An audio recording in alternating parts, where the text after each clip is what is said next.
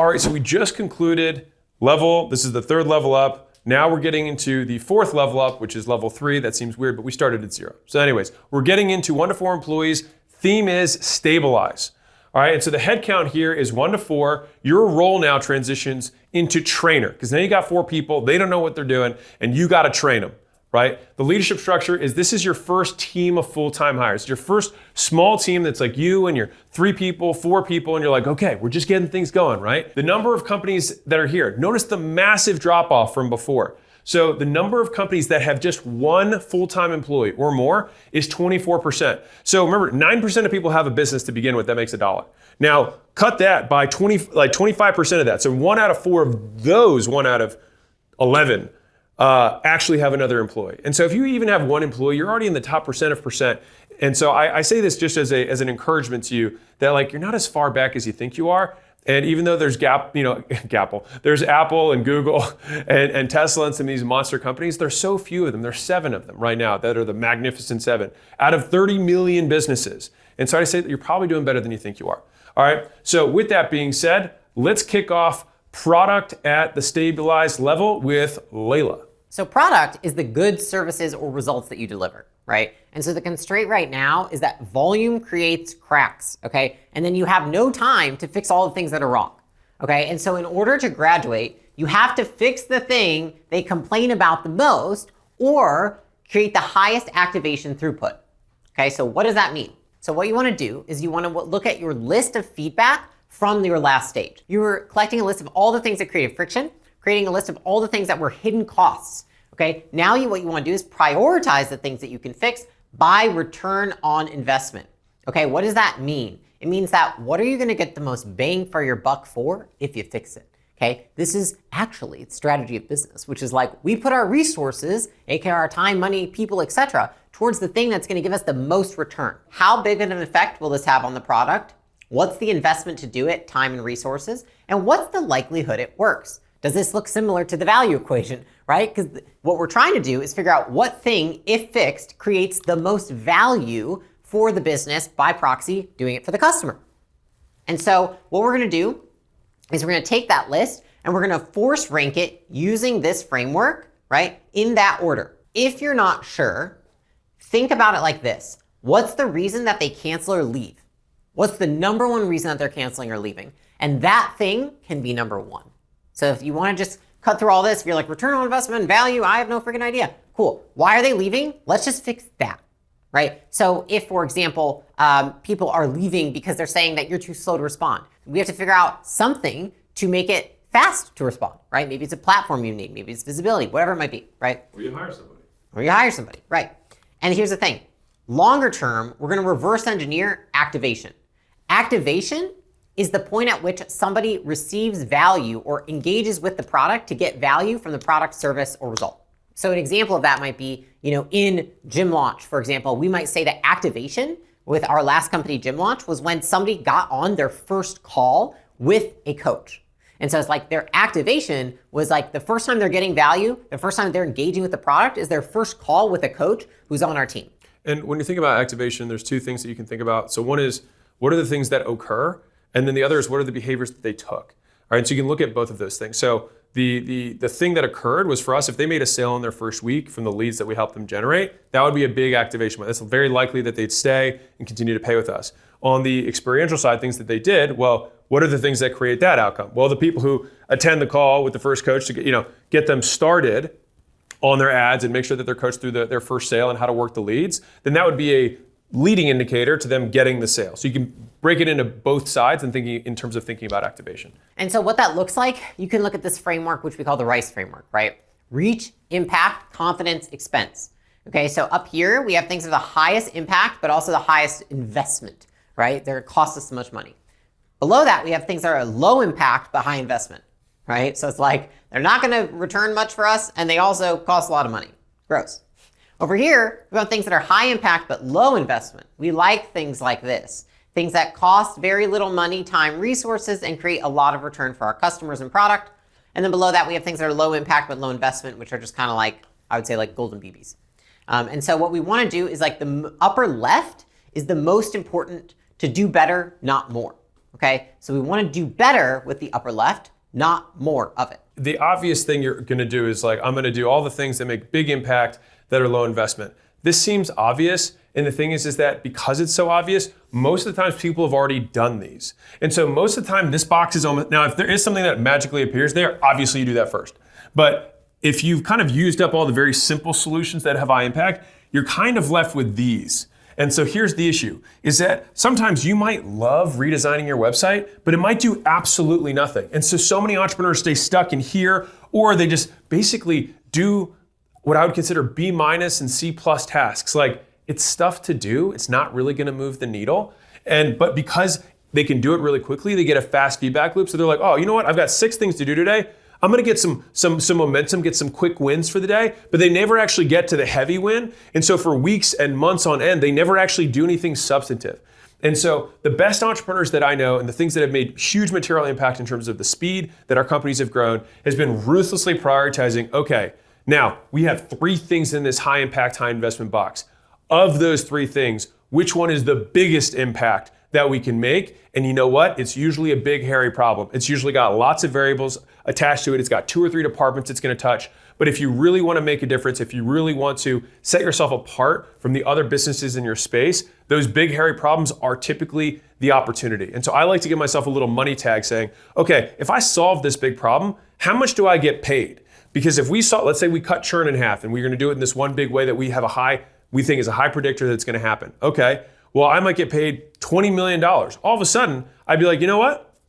This is kind of worth it. Frames and reference the effort that I have to put relative to what I'm gonna get back for it. So just doing that in a vacuum sometimes can feel really disheartening because you're like, man, I just have to keep working and someday maybe I'll get it. But if you quantify how much you think you're actually gonna get in terms of enterprise value lift or profit boost, it makes a huge impact, at least for me, in my motivation to continue. At this point in time, you don't have that many resources, and so you want to prioritize fewer, bigger wins. That's the main theme of this. Once you have a big team, doing things that are, low investment, high impact, and low impact, low investment, those are things that you can delegate to your team. But like right now, it's just you and maybe a couple people. It's like we want to focus on the biggest bang for our buck. And so at this point, right, we started with product that we had no time to fix everything that's wrong. So then we fixed the thing they complain about the most. Now we move on to marketing. So we got to tell people about our stuff and how it's better, right? And so now we're stabilizing. Okay, so the constraint is that leads aren't buying fast enough because they're colder than your first prospects. So in the beginning, you reached out to people who knew you reached out to your warm network, maybe you made some posts, and you got some initial customers, but now you kind of like exhausted that pool, right? And so to graduate, the thing that I like to add at this level is long-term nurture, because everybody's colder now. So it's basically like we have to expand the size of our warm pool. And so you do that through email and or content, all right? And so this is what this looks like, is that you start installing an email cadence. So I think best is 3 times a week segmented. That's the super extreme. You might be a little bit early on that. And so the worst or the minimum would just send 1 blast to the entire list once a week, just to show that you're alive, that you're top of mind, and just keep it value driven. And in the next slide, I'll show you a full breakdown of how I structure those emails. All right, but these are the bullets. You have a subject, you have some quick hit of value to reward them for opening. You have some tactical value about whatever it is that you sell.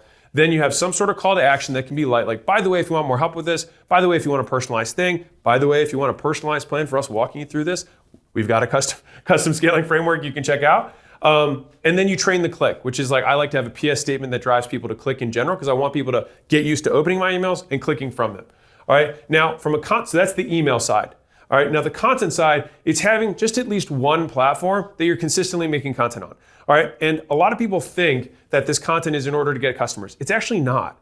A lot of people who are already in your audience are just a little colder. And so this should just be seen as nurture more than lead gen. Now, of course, you might get some people, the algorithms might expose it to a new audience and they come in, that's fine. But really all we're doing is we're trying to warm more people up, because we've already done the first ring of people who know you. And so this is what an email might look like for long-term nurture. So the quick hit, so this is from Mosey Money Minute, which is my newsletter. If you want to check out, you can just opt in for it. But all of my emails pretty much follow the same structure. My favorite quote of all time, or some quote that I have, which is, we question all of our beliefs except for those that we truly believe, those who never think to question. And then we do our values. So for me, this was a belief breaking formula. A lot of people need to know how to break beliefs, whether with their team or a prospect. And so there's 4 steps. Say the wrong belief, say why it's wrong, say what's right, and then provide proof, right? And then the CTA would say, by the way, if you're a business owner who's looking to scale, you can apply for a seat at our workshop that we have, right? And then finally, I like to reward the click, which is, hey, this was a funny meme that I had that I thought was good. So then people click it, they laugh, and then they associate that laughter with me. Great. And so that's what that looks like. I can't tell you how to make content in one video, obviously. So in the Leads book and the Leads training, which is on our site, I have a full 2-part training series just on making content. But I'm just gonna give you 2 frameworks that are really helpful. So almost all content, written, video, whatever, have these 3 components. You have a hook that gets people's attention. You have to do something that provides value to retain them. And then you reward them for doing it so that they come back again. And that's fundamentally, and every piece of content can run through this cycle many, many, many times. And so if you think about this video, for example, the kind of the hook is every one of the introductions for a department or a function is kind of the hook. If we do a good job of providing value, then we can retain you. And then if you're like, oh, I'm going to use this, I'm going to write that down, then you get the reward for it, and then you're willing to stay for the next one.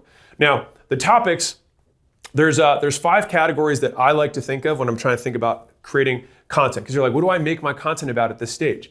Well, I look at my life stories. These are my far past. My recent past is like, what happened last week? Let me look at my calendar. What are the conversations I had? What are the customer issues that I had? Your life happens every day. And so you only have to make content about a tiny piece of it. And so just take the most interesting part from the last week. I mean, believe me, I'm sure you had something that was interesting. If you're in business, something interesting happened in the last 7 days. And then you just talk about it. Even just how you solved a problem. Very valuable. There's the present, which is like what's top of mind. So for me, I always like to have a way that I can document quick ideas as I get them. That's where I tweet. And then trending stuff. So this is more like, okay, people are talking about interest rates. People are talking about this new algorithm change on a platform. This new law came into place that affects my industry, right? These are the trends that you can hop on that'll just get disproportionate views for short periods of time. And then finally, you have manufactured content, which is like you try and do something purposefully crazy. So it's like, I lived on $100 a month for 2 years. Here's what happened, right? And so those take the most work, but if done well, can get you the most views and growth overall. When I'm thinking about how to structure the content in general, there's really just 3 components that you do it. You're either gonna do this in a list format. These are all the requirements. Let's think about like a checklist. There's steps, which is we have to do this in this order. First you do step 1, then you do step 2, then step 3. This is a sequence.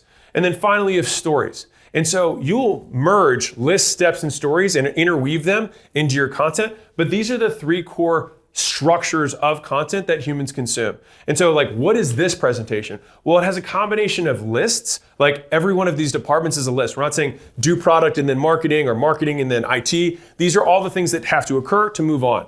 But in terms of steps, the entire framework is done in steps because we have stage 0, stage 1, stage 2, stage 3, and they are done in sequence. And then in between, Layla and I try and tell stories. And so I have 2 chapters on content. You can check it out. I think we'll probably link it below this video if you want to go start on that course. But that's fundamentally what we have to do to warm up more of the prospects so that we can get sales to close faster again. So that's what we have to do at marketing at this level and stabilize. So now we move on to sales, right? Which is how you get people to give you money for your stuff, right? And so the constraint right now is that you waste time with bad leads, okay? You don't have enough time to talk to good leads. And so to graduate this, you need to decide on basic qualifications, outsource setting, and calendaring. Okay, so qualifying. Literally qualifying prospects is just saying like, who are we not gonna sell? Okay, I'll walk you through some examples. What is required for someone to even be able to use our product, right? And so when we think about who are we not gonna sell, what you could look at right now is who are all the people that are the worst customers? Who are the people that take up the most time from customer service and are a huge pain in the freaking butt? And so those are the people oftentimes that you shouldn't sell and don't meet the requirements to even be able to use your product. So for example, when we first started Gym Launch, we recognized that all of our systems that we had in the very beginning were really catered towards small gyms. If we sold to like a really big gym, or if we sold to a yoga studio, or if we sold to a bar studio, it didn't really make sense. Now are those things that over 10 years we've iterated on? Yes, but in the beginning, if we sold to those people, they were really loud, they took a lot of time, and they were not saying good things about us. So we said, you know what? To qualify, you actually have to be this type of gym. You have to be a small fitness related gym, right? We also realized that people who didn't have at least 3 employees didn't do well because they didn't have enough help to execute our systems. So then we said, okay, we need people to have at least 3 employees. Then we realized that people couldn't do some of the things that we had in our product if they didn't have at least 30 clients. So one of the things we had, for example, was like, hey, we're gonna have you reach out to your clients and give them this paid in full play, right? That was one of our like claims to fame. It's like you're going to get all these clients to pay in full for the year, and it's going to give you all this cash that you can put back into marketing that you can get any more new clients, right? Well, if they didn't have 30 clients, they couldn't do the paid in full play. And so we were like, okay, cool. 30 clients, 3 employees. Don't be bar, yoga, go meditation, anything like that. And not be a personal trainer, which was even lower. Or a personal trainer. And the last thing we want to consider, right, when it comes to like qualifying is consider BANT. BANT was actually initiated by IBM like 50 years ago, and it's more or less stood the test of time. And so BANT stands for budget, authority, need, and timing. And so if you think about like what you want a prospect to have, it's like you want them to have the money to spend, you want to have them be able to make the decision, you want them to want to start now, and that the need, which what Layla is kind of referencing, like, well, if they don't own a gym, then they don't have the need for gym launch. If they already are at full capacity, then they won't have the need for gym launch unless they want to open another location, right? And so it's like we want to make sure that the need matches too. And so when you're thinking about qualifying a prospect either on a set call or an application form that's automated, we want to ask questions that relate to who they are, and then what are the things related to the decision that we need to know in order to close the sale for the right people. So a cool tactic we have is actually, this is for B2B, but if you are a B2B business, one of our favorite tactics for outbound is actually this voicemail. So basically, you're going to call somebody and you're going to reference their competitor. So if I'm calling CrossFit 123, I'm going to actually mention their competitor, which is CrossFit 345, in the voicemail. I'm going to say, hey, this is John calling in regards to CrossFit 345. Give me a call back when you get a chance. And that person's gonna be like, why the heck are they calling me about the CrossFit across the street? Like, I'm so interested. I'm gonna call back immediately, right? And so that's actually just a cool tactic that we have in terms of what you can do from an outbound standpoint. So that brings us to sales. We wasted time with bad leads and we didn't have enough time to talk to good ones. So we qualify people, we outsource setting, and we calendar. And that brings us to customer service. All right, so customer service is how you get the 4 R's: retention, referrals, reviews, and then ascension, so getting them to resell. So at this level, the constraint is that new customers feel lost, and it's not the same experience as when it was just you, right? Like they're like, "Oh man, I miss when it was just us and a couple of gals," right? And so to graduate, you learn to onboard customers properly. All right, and so this is what this looks like. So this is the growth framework. So growth is the acronym here. And so when you're onboarding, you wanna, this is just an easy way to think of it. So goal setting is the G, so you wanna establish clear expectations. So a lot of this will sound similar to the CLO closer, right? And that's because humans respond to things the same way in order to get them to change their behavior. And so if we initially had to get them to change their behavior to buy, now we have to get them to continue to change their behavior to do, right? So we establish the clear expectations, what their goals are, what they're trying to do. Then we allocate time. So we provide personal success paths saying, okay, this is the goal. These are the steps you need to take in order to get there. Then we want to optimize the first experience. So you ensure a positive start with quick wins to see immediate value. So that's kind of like trying to get to that activation point as soon as humanly possible. And so all onboarding is really a streamlined or lubricated process of getting to activation as quickly as humanly possible.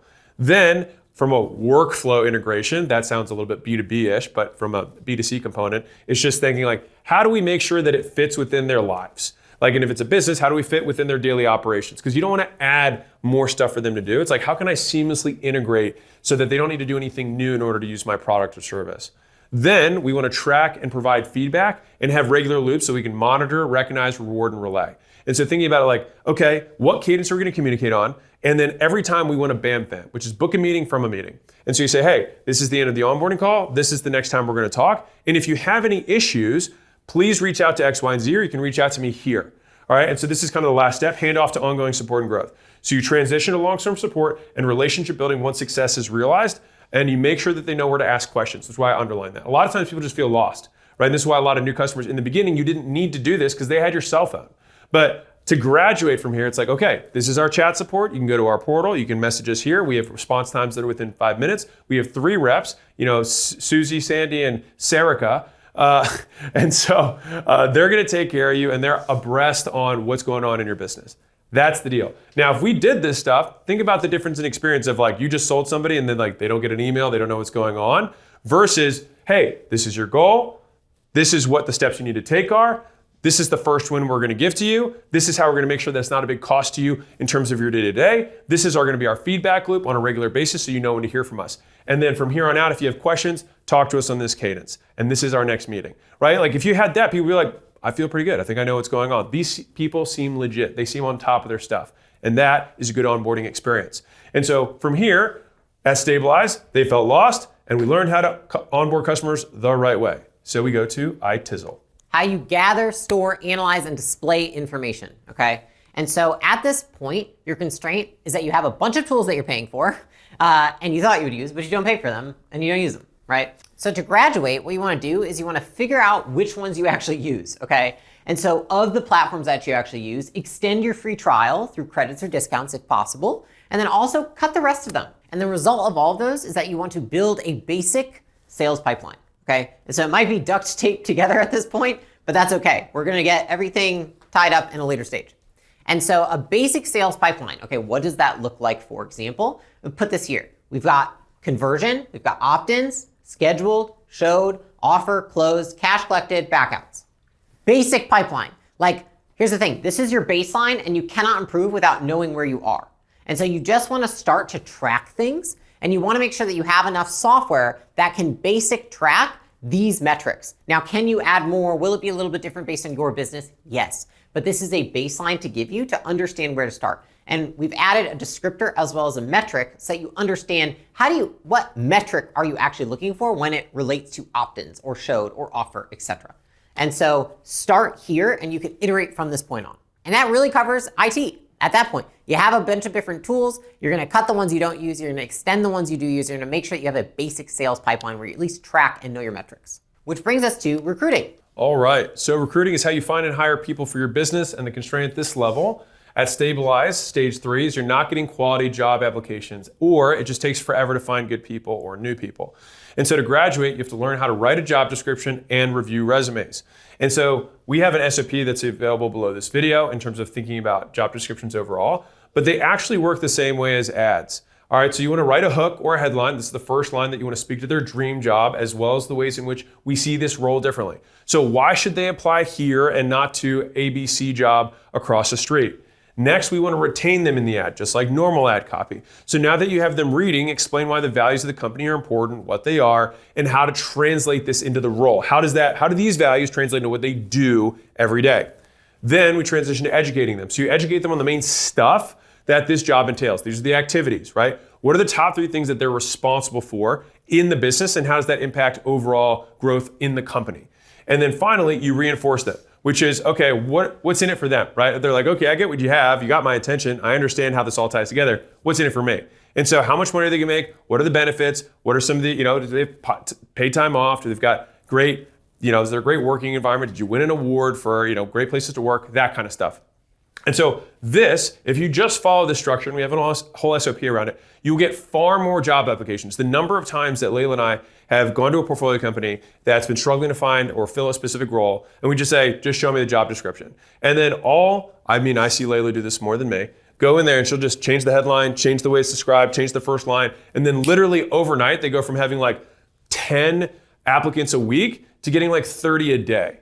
And so like the difference is huge. It's not like you won't get to like a double. Sometimes you can get like a 30x, and it happens all the time if you know what you're doing. And if you look at this like an ad, and that's why they call them job ads, not just like, I'm gonna make them jump through the hoops and make this look terrible. It's like, yeah, well, you're gonna get nobody who's gonna apply. So if you really see at this point in your business, in the beginning, you only have an external funnel to get customers, and now you're developing an internal funnel to get talent. And so the next piece, so it's like, okay, we've got applications, so all these people are coming into us. Well, now we also have to review resumes, because if you remember, the problem was we're not getting high quality applications and it's taking forever. Well, once we learn how to write the job application, or the job description, we're gonna get way more. But now we still need to sift through all this stuff. And so we have an SOP below this, you can go check it out. But the big picture is you have to figure out what you want. So what are the past achievements that they have objective data to support that they actually did it, not just claiming they did it, right? What's the relevant experience? Like how does it relate to what the business is currently and to their specific job? And what are the skills that transfer, as well as what are the ones that don't, right? So that's the good stuff. That's the stuff we want. The next is what are the stuff we don't want? Right? Where's the irrelevant experience? Do they have too much experience? Do they have too little experience? Do they have the wrong skills for the role? And then finally, for a benchmark to look at is you want to target a 20% pass rate to screening call. So if you get 100 applications, you should be hoping that you get about 20 that you could pass to screening. Now, if you're like, well, I wouldn't pass any of these people, then you might have an issue with the job description and you need to fix that. And so this metric is both a measure of how good your job description is in terms of how well you're passing them, and also how effective your resume review process is. So it's both of those things put together. One thing that you want to pay attention to at this level is that a lot of people, what they do is they bring in somebody with irrelevant experience or too much experience. Oftentimes, you know when you bring in somebody with not enough experience because they don't know how to do the job. But a lot of times what happens is you might get people when you do really well with the job description that actually are overqualified for the job. So what happens is that then you hire somebody who might be at stage 7 in the scaling framework, and they've been at a company that's there, and they take the stage 7 practices and bring them into stage 3. And sometimes that can actually cause issues. So there is absolutely such thing as having too much experience, because somebody will take big company habits and bring them into a small company where it throws things off and it's actually not good. And so we want to make sure that someone has the right experience that you're looking for and can help you with the stage of growth you're at right now, and you will be in the next 12 to 18 months. Beyond that is not something that you want to pay attention to today. Boom. And so that concludes our recruiting step at stage 3. So you're not getting quality applicants, or it takes forever. So you learn how to write a job description and review resumes properly. So at the stabilize stage, you've just got your 1 to 4 key people. You're building your first kind of original team. You're transitioning from some vendors. You might keep some of them on too. And the whole problem is that you need help. And so one of the things that people don't know is that in the very beginning, that core first team, that first few hires, sets the bar, it sets the culture for what you're going to create. And in the beginning, of course, you just reach out to your friends and your family, and people be like, hey, do you want to work with me a little bit on the side? But the thing is that if you set the wrong direction for that team and that culture, it can create really big issues when you're 3 or 4 times bigger, and then you have to undo it all and do it again. And so if you would like help getting to the next level here and scaling your sales, scaling your marketing, scaling your ability to deliver customers on a consistent basis so you can have a reliable product that people find really valuable, that has really good margin, that you can reinvest into scaling, then you should come and check out one of our scaling workshops. And so if you're just watching this video randomly and you don't have a personalized scaling roadmap, you should do that first. You can click the button below this video and grab your own. It'll tell you where you're at, what stage you just graduated from, and what you need to do next. But that's with broad metrics. If you would like us to help tailor those solutions to your business and your industry right now, we would love to do it. And so if that sounds interesting, somewhere above this page, there's probably a button that says something like workshop. And if you click that, you can apply and see if you qualify. So if that's interesting, click there, and otherwise enjoy the rest of the video. And then boom, over to human resources. So human resources is how you protect yourself from employees and regulators, right? And so at this level, the constraint is that you are not withholding employee taxes or fees, okay? As where a lot of people are. And so to graduate, you want to get a payroll provider, so all taxes and fees by state are handled, and onboard the team to that platform, okay? So what does that look like? Payroll providers are fairly easy to find. There are large ones like ADP, Gusto, Paychex. Gusto is for smaller businesses, so you might want to look at starting there. ADP and Paychex are some of the big players in the space. I'm not going to recommend or not recommend either one of those. And to tell you how techie I am, I actually paid all my company's payroll over the phone until eventually got someone to take it over from me in the beginning. You don't have to be a tech person to get these things rolled out. There are lots of ways that you can facilitate these things from happening. The point is that you want to be compliant and you want to make sure that you're doing things the right way so that people don't come back and, like we were mentioning earlier, sue you for paying the wrong taxes, paying the wrong fees, not paying the states that your employees are employed in. Especially if you're remote, this is something that you really want to focus on sooner, because if you're in one state and everyone you employ is in one state, this isn't something that's going to be as difficult to deal with. But if you're remote and you employ people from all these different states, you owe fees to all those different states, and a payroll provider will actually pay those fees to the states for you. All right, so finance is how you manage your money and how you report it.